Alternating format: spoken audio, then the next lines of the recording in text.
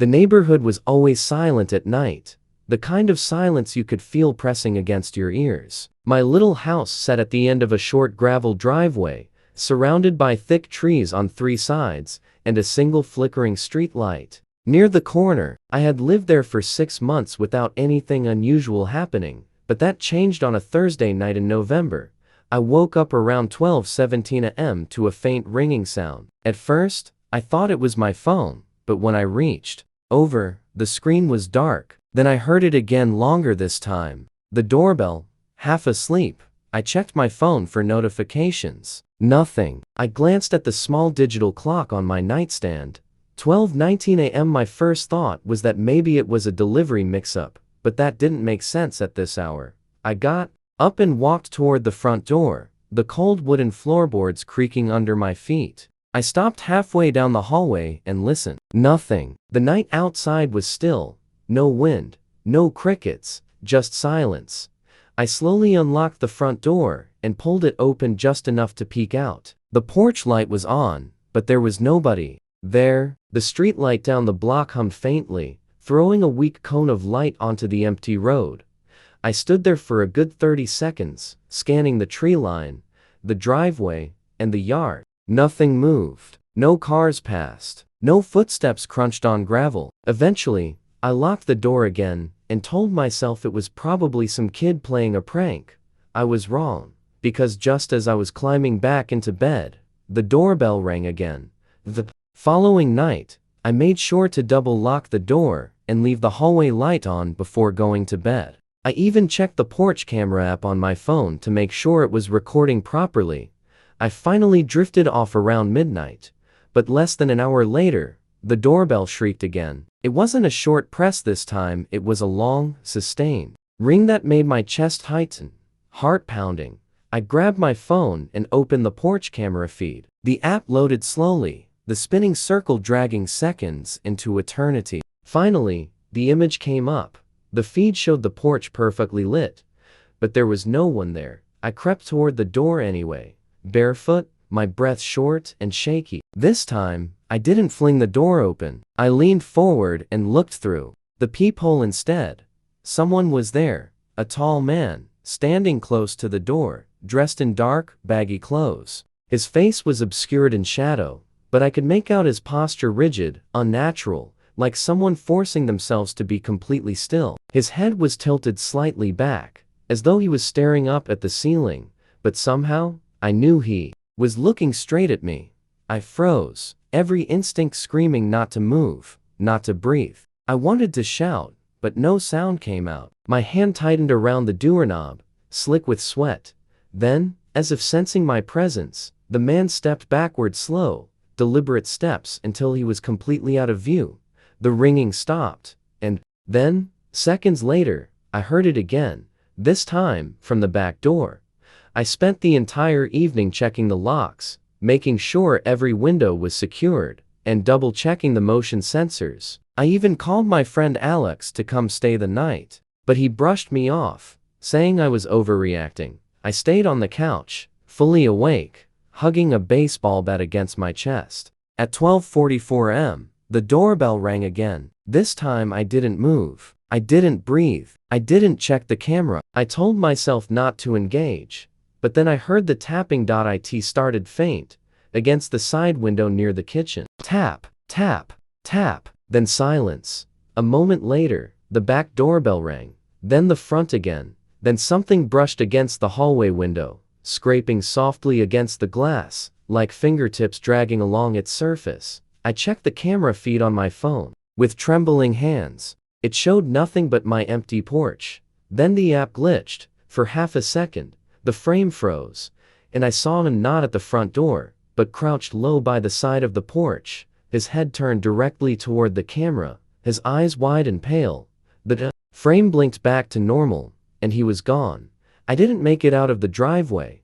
The car's headlights illuminated the gravel road, and there he was, standing at the edge of the tree line, motionless. I slammed the car into reverse, but before I could move, the doorbell rang again from inside the house. My blood went cold.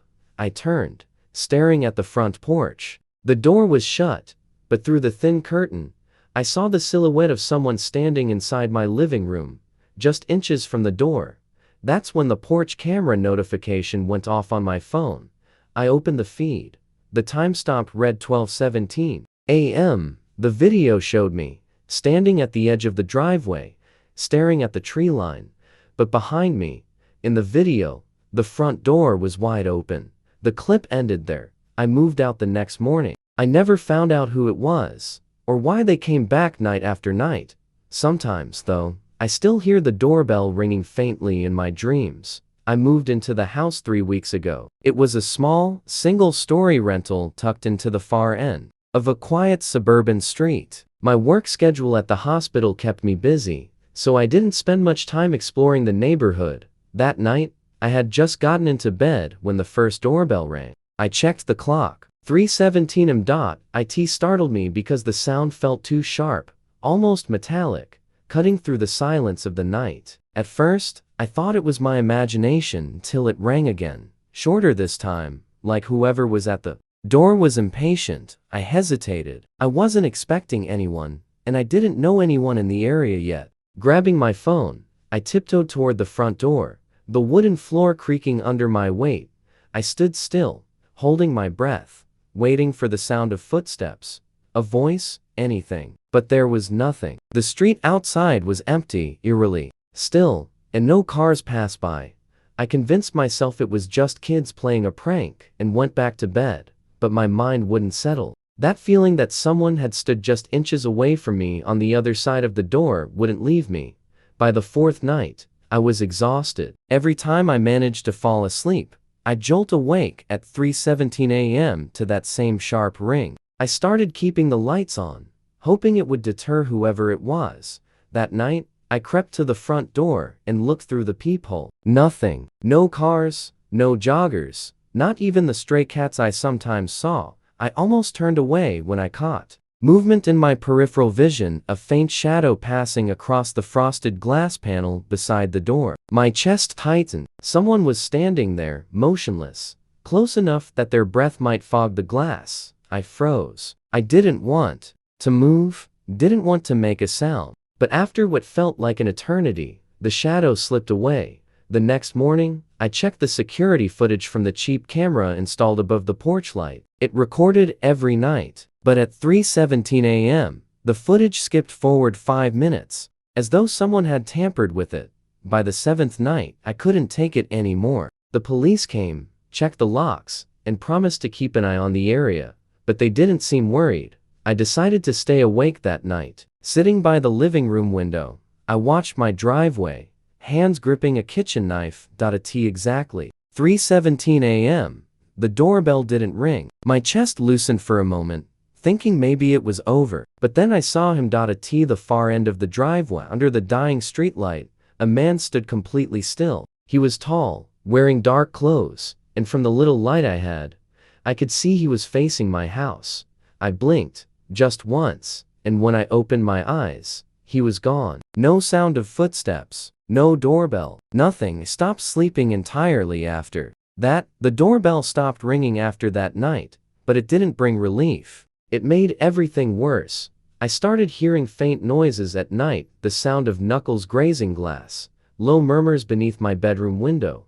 One night, I woke up to the sound of the back door creaking open. I grabbed my phone, turned on the camera app, and checked the live feed from the hallway.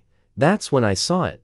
The tall man, standing perfectly still in the hallway, his face hidden in the dark. By the time the police arrived, he was gone. No footprints, no sign of forced entry, nothing. I moved out 2 days later, but even now, every night at 3:17 a.m., I still wake up on my own. And sometimes, I swear I hear a doorbell. I live in a small one-story house at the end of a quiet cul-de-sac. It's the kind of neighborhood where you know your neighbors by name and everyone waves when they drive by. Nothing ever really happens here, which is exactly why I moved in after my divorce. Peace, stability, predictability. That night, the cold had settled deep into the walls, and my old heater rattled faintly as it struggled to keep up. I remember waking up suddenly, my heart thudding for no reason. Then I heard at the doorbell, one sharp, quick ring. I reached for my phone on the nightstand. 2:14 a.m. Who would be at my door at this hour? I got up, my feet brushing against the cold hardwood floor, and walked slowly to the living room. The house was dead quiet except for the distant hum of the refrigerator. I paused near the front door but didn't open it. Instead, I leaned against the wall and peeked through the side window. Nothing. The street outside was empty, silent under the dim yellow street lamp. I stood there for a while, listening to the steady sound of my breathing, trying to convince myself it was probably some drunk teenager playing a prank. I went back to bed, but just as I started drifting off, the doorbell rang again, this time holding for a few seconds longer, like whoever was out there didn't care if I woke up or not. I sat on the edge of my bed, fully awake now, listening to the silence. My phone was still in my hand, and I debated calling the police, but what would I even say? I got up and walked toward the front door again. This time slower, my bare feet making no sound on the cold wooden floor. I peered through the peephole. Nothing. I tried to calm myself, but then I noticed something odd. The motion sensor light on my porch, which should have clicked on when I came near the door, was off. It had been working fine earlier. Something about that unnerved me more than I could explain. I stepped away and grabbed the kitchen knife from the counter, gripping it tightly. I dialed my neighbor, Mark, who lived directly across the street, thinking he might have seen something. The call rang and rang until it finally went to voicemail. I set the phone down, feeling my pulse hammering. Then, through the narrow slit between my blinds, I thought I saw something, a figure, barely visible under the faint street lamp near the mailbox. They were standing perfectly still, almost blending into the darkness, like they wanted me to notice them but didn't want to be seen clearly. I blinked, and the figure was gone. I don't know when the doorbell started again, but when it did, it was relentless, short, sharp bursts, each one more jarring than the last. I jumped and nearly dropped the knife. I finally grabbed my phone and called the police. My voice was shaking as I explained what was happening, but the dispatcher was calm and told me an officer would be on the way. It may take up to 20 minutes, she added. 20 minutes. I double-checked the locks on every door and window, my breath uneven and shaky. The silence between the doorbell rings was somehow worse than the noise itself, stretching out like an invisible weight pressing against my chest. Then, from the kitchen, I heard a soft scratching sound at the back door. I froze, slow, deliberate, like fingernails dragging across the wood. I stepped lightly, knife in hand, toward the sound. As I passed the hallway mirror, I caught my reflection and startled myself, my face pale and wide-eyed. Then the front doorbell rang again, longer this time, almost mocking me. I couldn't tell if there was one person out there or more. The scratching at the back door stopped all at once, like whoever was doing it decided they'd had enough fun. The silence that followed was worse than any noise. I stood there, gripping the knife so tightly my hand hurt. I crept toward the front door again and put my eye to the peephole one last time. Nothing. Then, just as I was about to step away, I heard it, a faint click. It sounded like someone was right outside, tampering with the doorbell. I held my breath, heart pounding so hard I could hear it in my ears. And then, silence. When the police finally arrived, I explained everything in a rush. They checked around the property but found nothing. No footprints, no fingerprints, no sign that anyone had even been there. For weeks after, I couldn't sleep without leaving every light on in the house. Sometimes, though, in the dead of night, I still wake up at 2:14 a.m., convinced I'll hear the doorbell again. I moved into my new house at the beginning of March. It was a 2-story rental tucked into a quiet suburban cul-de-sac. Most of the houses were decades old, with peeling white fences and tall oaks that cast long shadows across the cracked sidewalks. After living in the constant noise of the city, the silence felt like relief. Nights here were calm. The only sounds came from crickets and the occasional distant bark of a dog.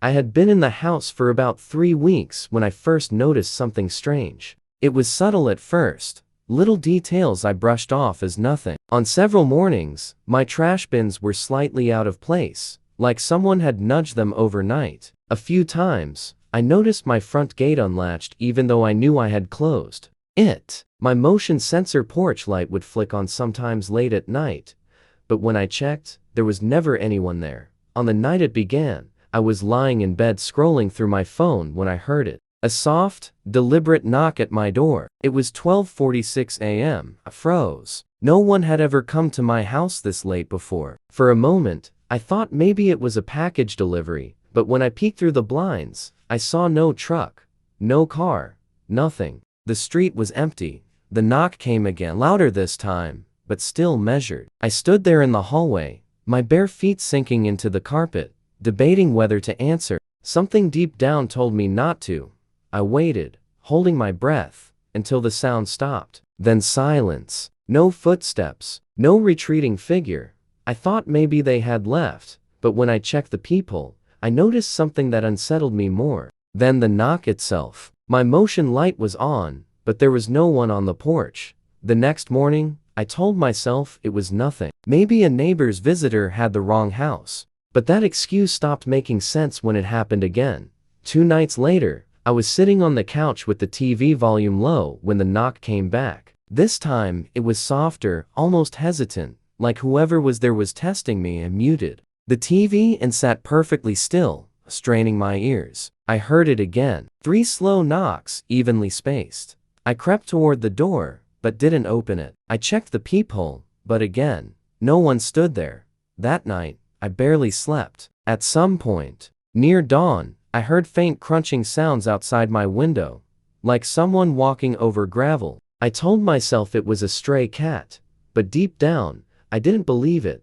The next morning, I found footprints in the dew-covered grass near my front porch. They weren't from my shoes. These were larger, and they trailed from the sidewalk straight to my front steps, stopping just inches from my door. The knocking returned again the following night, but this time, there was something new. I didn't just hear knocks. I heard breathing. It was faint, muffled, but undeniably there, like someone was standing with their face inches from the door, waiting. I turned off every light in the house and waited by the window, my phone in my hand, ready to call someone. At 1:17 a.m., I saw movement reflected in the glass. A dark shape stood at the edge of my lawn, just outside the circle of light cast by my porch lamp. I blinked, and when I looked again, the figure was gone. I decided enough was enough. The next day, I bought a cheap security camera and mounted it above my door. That night, I stayed awake, sitting in the dark with the feed open on my phone, watching the front porch. At exactly 12:43 a.m., the figure appeared again. He came from the street this time, tall and thin, wearing a dark hoodie with the hood pulled tight over his head. He didn't knock right away. He just stood there, perfectly still, facing the door.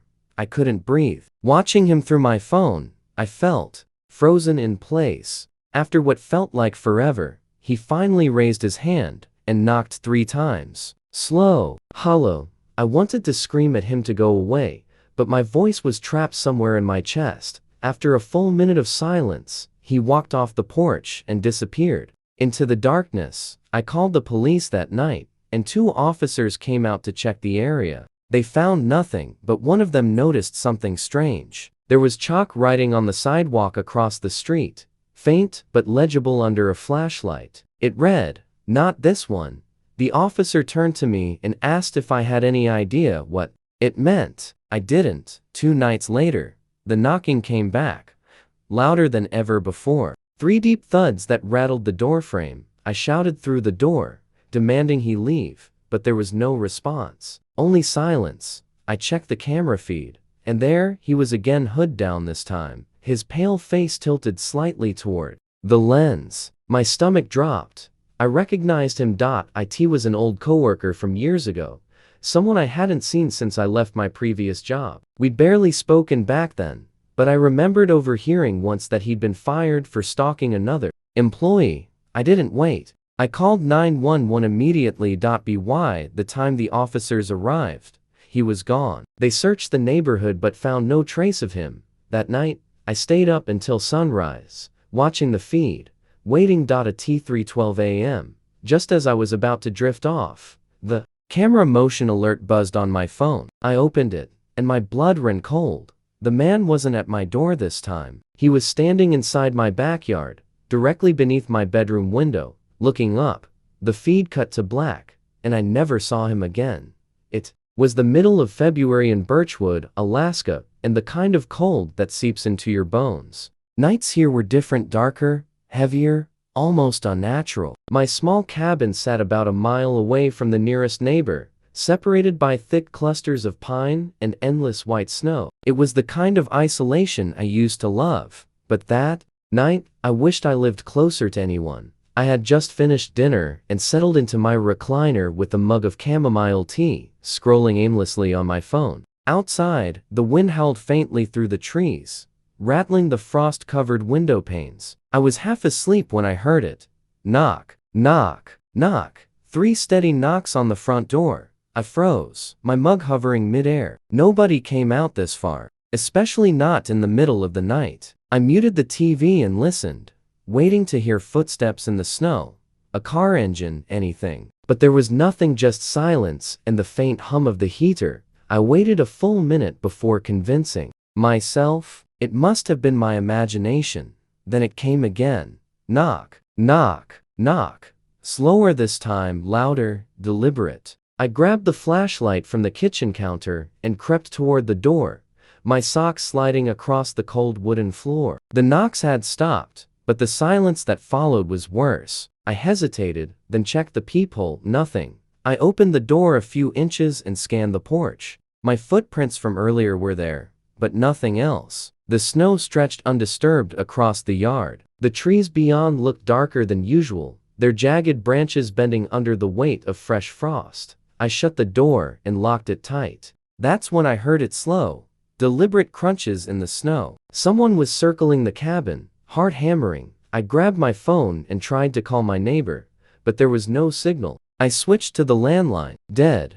I turned toward the living room window to peek outside, but as I moved the curtain just slightly, I froze. A pale, expressionless face stared directly back at me from the other side of the glass. My breath caught in my throat. I stumbled backward, knocking over the lamp. By the time I looked again, the face was gone.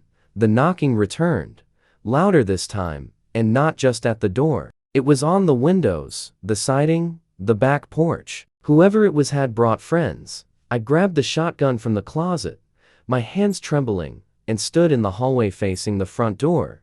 That's when I heard it, a voice. Eli. It was faint, stretched, and unnatural, as if someone was saying my name underwater. I spun around, flashlight beam cutting across the living room. Nothing. Eli. This time, the voice came from the back door. I stumbled toward the kitchen and shoved a chair under the handle. My breath fogged in the freezing air. The heater had stopped. The sudden silence made my ears ring. From the corner of my eye, caught movement in the hallway. A tall shadow stretched unnaturally across the wall, its limbs too long, its neck bent at an impossible angle. I raised the shotgun, but when the flashlight beam hit the spot, there was nothing there. For half an hour, there was nothing but silence. I sat on the floor with the shotgun across my lap, staring at the front door. I started to believe it was over. Then I heard it, a slow, shallow breathing sound, right outside my bedroom door. I stood up, raised the shotgun, and yanked the door open. No one was there, but the floorboards creaked softly under unseen weight, and in the thin layer of frost that had formed on the hallway floor, I saw them wet, bare footprints. I followed them, shaking, only to realize something horrifying. They didn't lead to the front door. They led back toward my bedroom. I turned, slowly, my throat dry, and that's when I heard it. Knock. One soft knock. From inside the room I had just left.